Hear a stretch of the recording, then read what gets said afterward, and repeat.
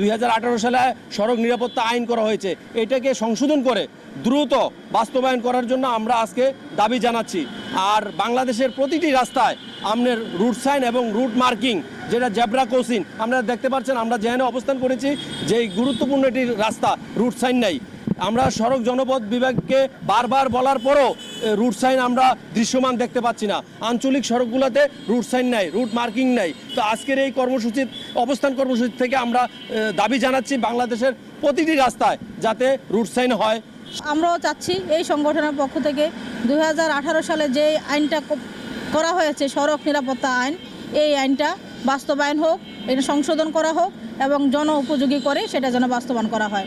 আমার একটা কথা, নিরাপদ চালক হইতে হলে সঠিক চালনা শিখতে হবে।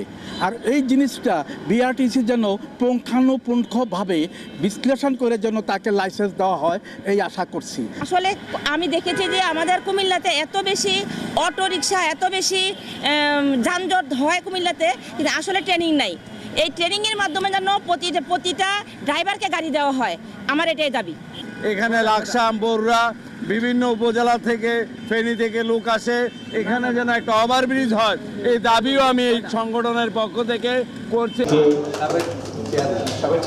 সাবেক অভিনন্দন জানাচ্ছি। করতালি দিয়ে আবারও কায়ম ভাই কিন্তু ভালো রান্না করতে দিতে দেখি, দুর্ঘটনার কোনো অংশ কমতি নেই। তাকে ফুল দিয়ে বরণ করে নিচ্ছি। রোকসানা